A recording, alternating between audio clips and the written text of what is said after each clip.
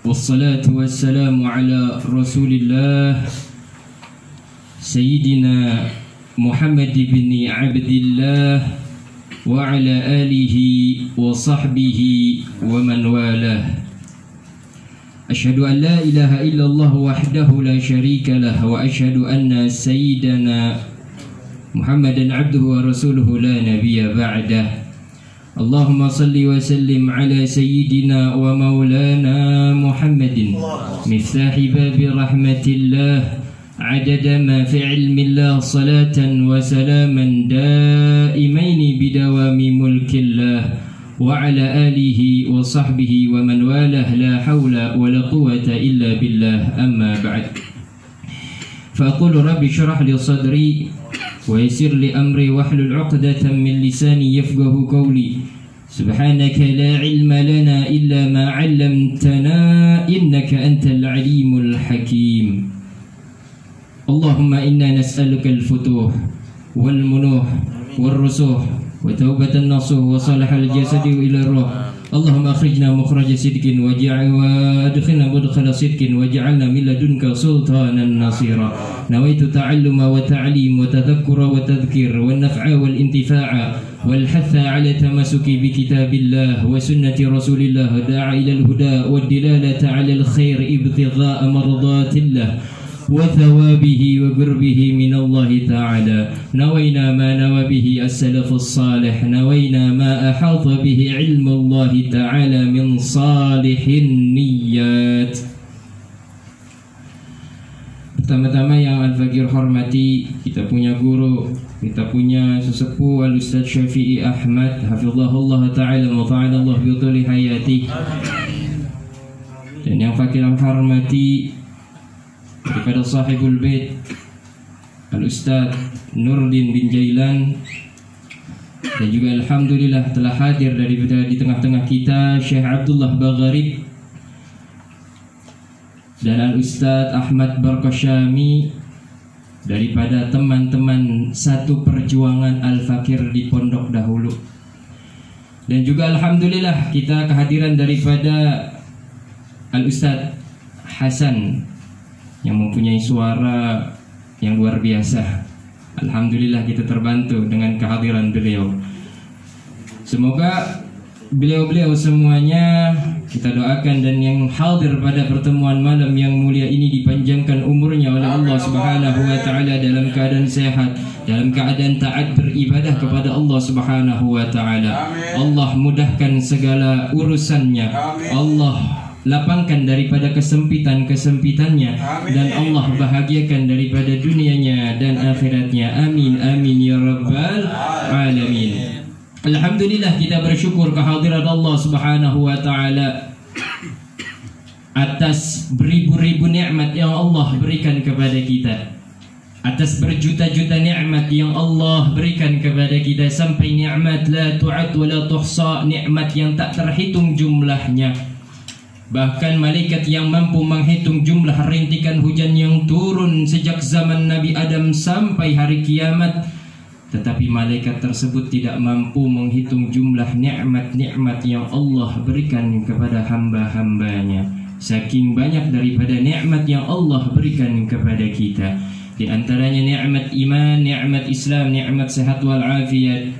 Sehingga dengan nikmat-nikmat tersebut pada pertemuan yang mulia ini kita dapat berkumpul, bermuajahah, bertatap muka, bersambung rasa, berkait hati di dalam rangka majlis mingguan kita, bersama-sama mencari daripada keridhaan dari Allah Subhanahu wa taala. Dan salah satu daripada undangan kita punya guru Al-Ustaz Nurdin bin Jailan, yang syukuran daripada kelahiran putri beliau, putri apa putra ya? Putri ya. Dan juga kita punya saudara Bilal, pakai bin Rabah nggak? Enggak. Bilal baik. Kita doakan semoga putri-putri daripada keduanya Allah jadikan sebagai putri yang salehah. Amin Allah. Putri yang membawa keberkahan bagi keluarganya. Amin. Putri yang membawa daripada rahmat bagi orang tuanya. Amin. Putri yang menjadikan pelipur lara bagi kedua orang tuanya. Amin. Dan Allah Subhanahu wa taala jadikan putri beliau keduanya putri yang selalu dalam naungan lindungan Allah Subhanahu wa taala, yang bermanfaat bagi agamanya dan negaranya. Amin amin ya rabbal alamin. Alhamdulillah, kita yang hadir pada pertemuan malam yang mulia ini termasuk orang-orang pilihannya Allah Subhanahu wa taala. Termasuk orang-orang yang beruntung. Kenapa kita katakan kita yang hadir termasuk orang-orang yang beruntung? Karena kita bisa meluangkan daripada kita punya kesempatan, kita punya umur, kita punya kesehatan, kita gunakan untuk menghadiri majelis ilmu semacam ini. Yang mana ulama mengatakan kalau ada orang yang meninggal dunia, kemudian dia diberikan kesempatan untuk hidup kembali, walaupun cuma 5 menit saja, apa yang dia gunakan? Dia tidak gunakan untuk sholat, dia tidak gunakan untuk zakat, dia tidak gunakan untuk bersedekah, dia tidak gunakan untuk berpuasa, tetapi 5 menit kesempatan yang Allah berikan, dia hidup lagi ke dunia, dia gunakan untuk menuntut ilmu, dia gunakan untuk hadir di majelis ilmu semacam ini. Karena pahala daripada majelis ilmu semacam ini, walaupun hadir duduk 5 menit saja, pahalanya lebih besar daripada sholat sunnah 1000 rakaat. Pahalanya lebih besar daripada menjenguk 1000 orang sakit. Pahalanya lebih besar daripada mengantar 1000 jenazah. Kalau kita ketahui saja daripada keutamaan menjenguk satu orang sakit itu, kata Nabi Muhammad SAW, siapa yang menjenguk orang sakit pada pagi hari, maka 70.000 malaikat bersolawat dan beristighfar kepadanya hingga waktu sore. Dan barang siapa yang menjenguk satu orang sakit saja di waktu sore, maka 70.000 malaikat bersolawat beristighfar untuk orang tersebut sampai waktu pagi. Itu kalau misalnya satu orang kita jenguk orang sakit, bagaimana 1000 orang sakit kita jenguk? Dan kemudian kita ketahui bahwasanya daripada pahalanya menghantar jenazah, itu pahalanya kalau sampai sholat 1 qiraat, kalau sampai kita ikuti sampai menguburi itu 2 qiraat. 2 qiraat berapa? 2 gunung besar. Lalu bagaimana pahalanya jikalau 1000 kita antarkan 1000 jenazah? Berarti 2 kali 1000, 2000 gunung besar kita dapatkan. Tetapi kalau misalnya kita gabungkan semuanya itu, 1000 rakaat daripada sholat sunnah, kita pahala daripada menjenguk 1000 orang sakit, pahala daripada 1000 mengantarkan jenazah, kita gabungkan, kita timbang dengan menghadiri pahala majlis ilmu, niscaya pahala majlis ilmu, menghadiri majlis ilmu itu akan lebih berat. Oleh karena itu dikatakan asyadun nasi hasratan yaumal qiyamah rajulun amkanahu talabul ilm fid dunya falam yatlubhu. Paling dahsyatnya penyesalan bagi orang di dunia ini yaitu seseorang yang memungkinkan dia, yang dia mempunyai kesempatan, dia mempunyai kesehatan, dia mempunyai waktu luang untuk menuntut ilmu di dunia, tetapi dia tidak menggunakan kesempatannya tersebut. Dia tidak gunakan umur panjangnya tersebut, dia tidak gunakan kesehatannya tersebut untuk menghadiri majlis ilmu semacam ini. Alhamdulillah kita punya kesempatan, punya waktu luang, punya kesehatan. Kita gunakan itu semua untuk menghadiri majlis ilmu ini. Semoga kita semua yang hadir termasuk orang-orang yang istiqamah di dalam jalan kebaikannya Allah Subhanahu wa taala. Amin amin ya rabbal alamin. Udah jam berapa nih? Udah jam 10 ya. Bro dingin nasi dah. Padahal udah nyediain papan tulis. Bakalan panjang. Oh, panjang. Jahe jadi agar katanya. Tapi insya Allah singkat saja, nanti besok pertemuan besok kita sambung. Sampai ke pembahasan kita yaitu dalam nawaqidul wudu, hal-hal yang membatalkan wudu. Sampai kepada poin yang ketiga yaitu an-naqidu tsalits, yang membatalkan wudu pada poin ketiga apa?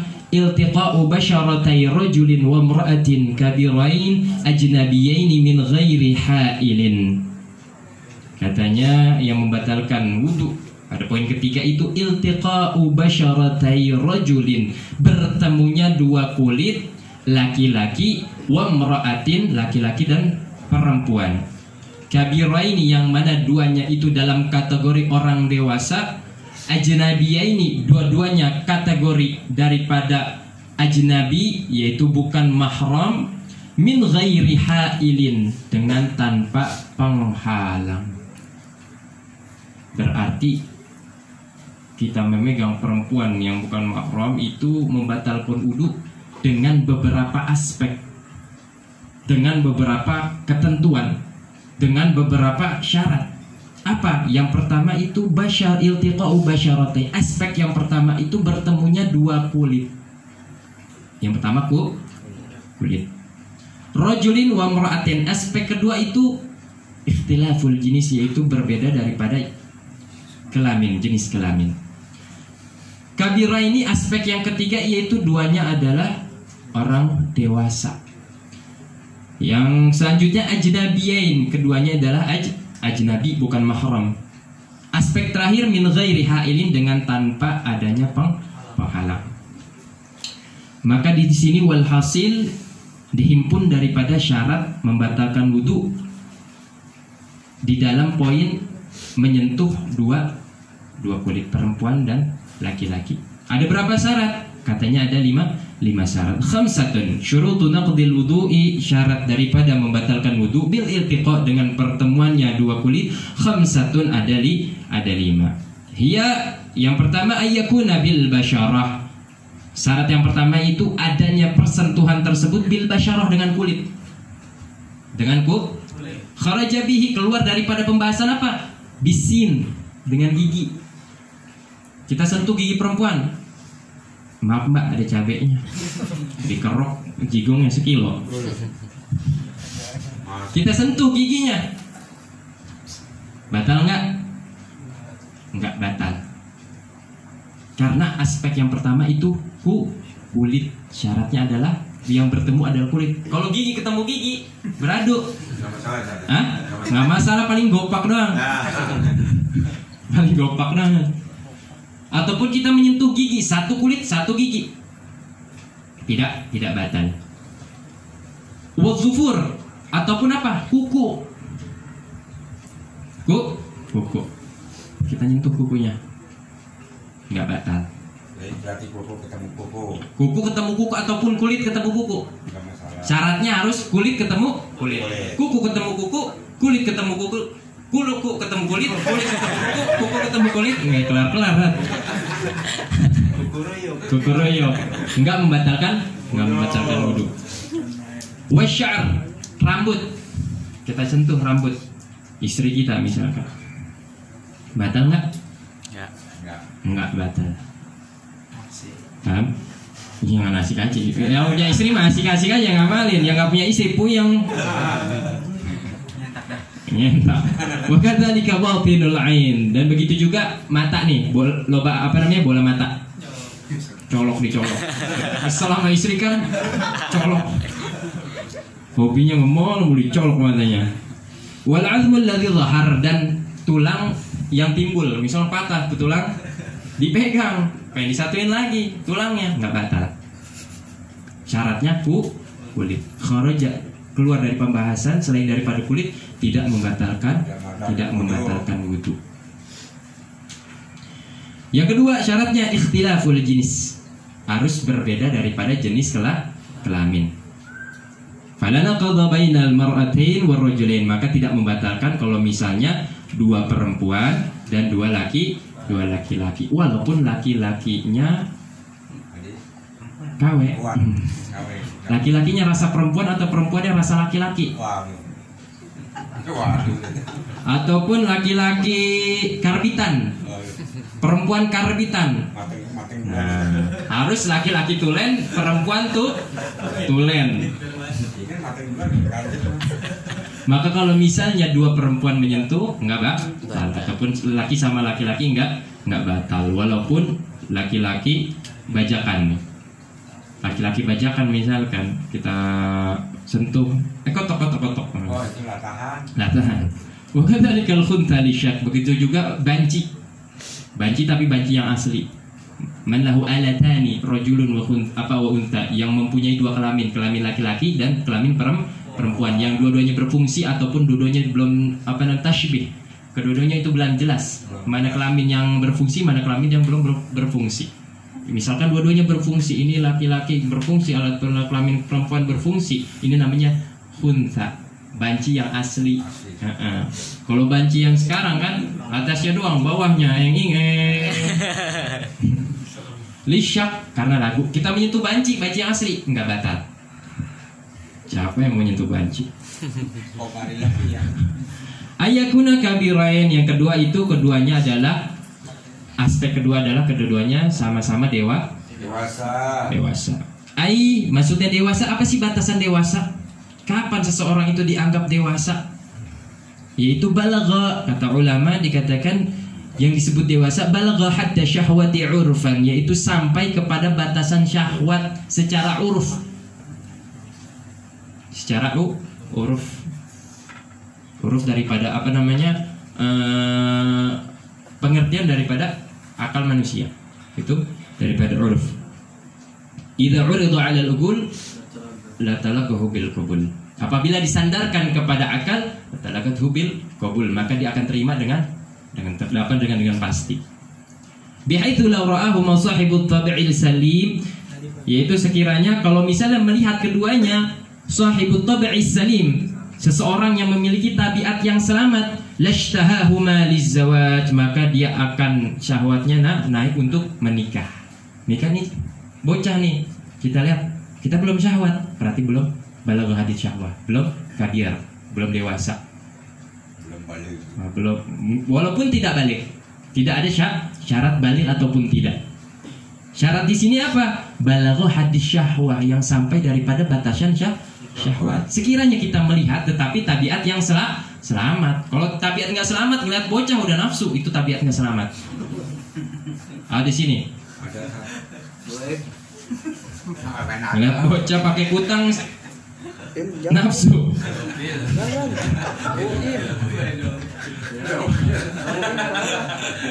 Wa illam yakuna balighain, walaupun keduanya itu bukan baligh, belum baligh.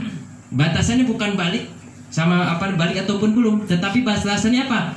Yang sudah mencapai daripada balagh hadis syahwat. Kita melihatnya, sekiranya melihat itu orang, syahwat kita bergejolak untuk menikahinya. Yang keempat, ayyakuna ajnabiyin, yaitu syaratnya harus laisa bainahuma mahramiyah, bukan daripada keduanya itu hubungan mahram. Nah, di sini yang pengen Al-Fakir bahas tentang mahram. Jam berapa sekarang? Oh, belum, jam 10 kurang ya. Insya Allah waktuin 10 menit tentang mahram.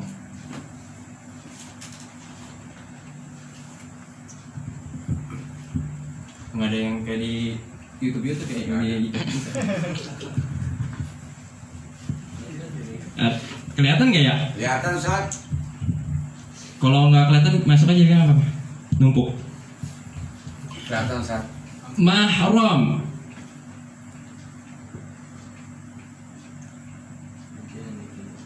Kemudian ya, pakai mahram. Apa itu sih mahram? Ada mahram, ada muhrim. Kebanyakan orang ngomongnya muhrim. Apa bedanya mahram sama muhrim? Kalau muhrim apa? Orang yang ihram. Dia mah bukan muhrim, emang bukan muhrim. Terkadang orang salah. Adat muhrim. Masjid juga sebenarnya masjid, bukan masjid. Mahram. Mahram itu apa? Man harama nikahuha di ajlin nasab wal musaharah war radha. Siapa yang kita haram kita nikahkan karena sebab apa? Karena sebab darah.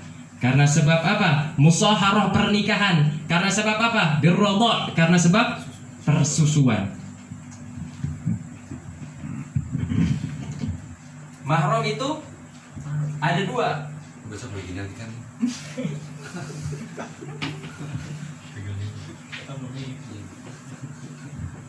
Bahasa Indonesia aja ya, Ya. biar semuanya paham.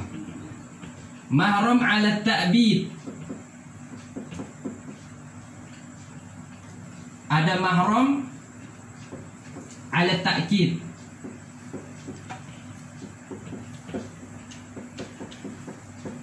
Mahram terbagi menjadi dua. Pertama mahram ala ta'bid, yang kedua mahram ala ta'kid, ala ta'kid. Mahram ala ta'bid, mahram ala ta'kid. Apa sih mahram ala ta'bid, mahram ala ta'kid? Mahram ala ta'bid yaitu mahram yang secara permanen. Mahram yang secara permanen, nggak bisa lepas daripada nama mahram. Pokoknya permanen, nggak bisa dicabut. Pakai minyak tanah nggak bisa. Kalau spidol masih bisa permanen, dihilangin. Ini udah permanen. Yang kedua mahram ala ta'kid. Yang kedua ada mahram ala ta'kid. Berwaktu. Maksudnya apa? Kalau sebabnya udah hilang, maka hilanglah hubungan mahram dari keduanya. Seseorang bisa menjadi mahram karena ada sebab. Sebab. Nah, kalau mahram ala ta'kid, sebabnya hilang, maka mahram, hubungan mahram antara kita dan dirinya juga hilang. Itu mahram ala ta'kid. Mahram ala ta'bid itu terbagi menjadi 18. Terbagi menjadi 18. Yang pertama, ini sampai sini nih ada tulis nih, sampai sana. Yang pertama adalah bin nasab. Ini mahram ala ta'bid. Yang pertama ya, kita bahas yang pertama. Mahram ala ta'bid ada berapa? 18. Bener gak jumlahnya Ustaz Ahmad, bener gak? Bener ya. Sini banyak pakar. Pakar burung, pakar ayam. Oh, bahkan bin nasab itu karena sebab nasab, kerabatan, hubungan daripada saudara, darah keturunan.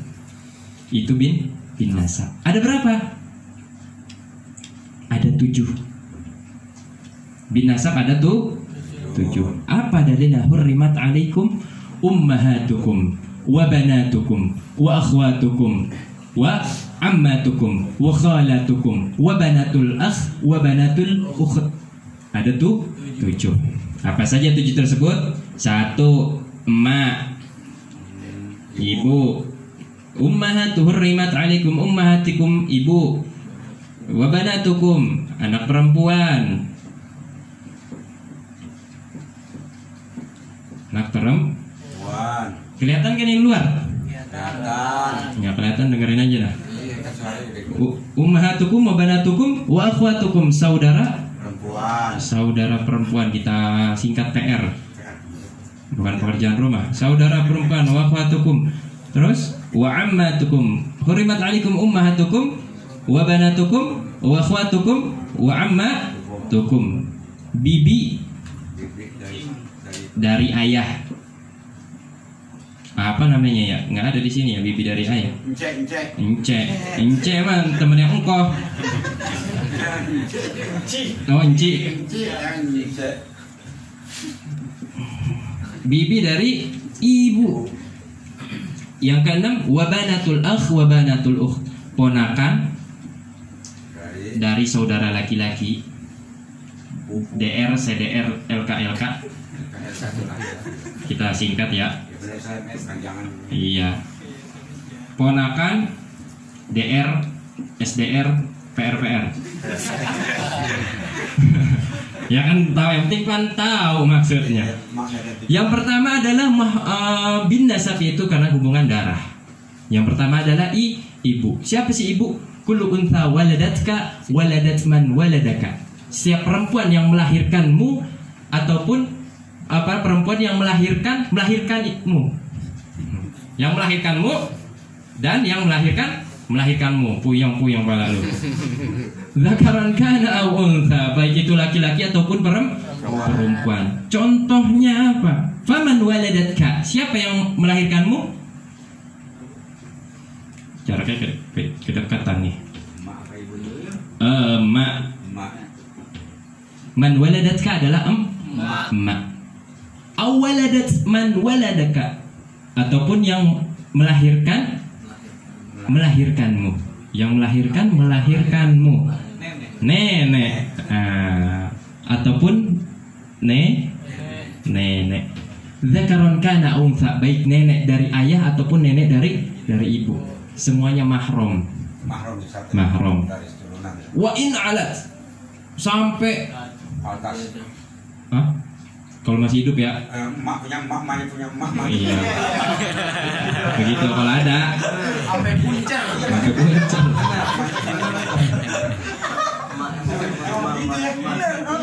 Iya, Sampai ketemu pohon tapang. Yang emak adalah umul haqiqah, ibu benar kita. Nenek ummu majas, ibu kita tetapi secara majas saja. Makanya kebanyakan cucu itu diurusinnya sama nenek karena dia termasuk ibu kita juga, tetapi secara majas saja. Yang kedua albinit, saudara perempuan. Siapa sih? Yaitu kullu unta yantahi ilaika nasabuha. Setiap perempuan yantahi ilaika nasabuha, yang mana nasabnya itu tersambung kepadamu. Itu anak perempuan. Seorang anak perempuan yang nasabnya itu menyambung kepadamu. Biwasitoh atau bighairi wasitoh, dengan perantara ataupun tanpa perantara. Udah kayak jual tanah. Perantara ataupun TP perantara. Saudara perempuan, saudara perempuan kok anak perempuan. Saudari. Ini asistennya gimana sih? Syekh Abdullah Bagharib. Perantara dengan tanpa perantara. Yang tanpa perantara apa? Anak kita langsung, anak perempuan kita langsung. Yang dengan perantara? Calok. Yang dengan perantara apa?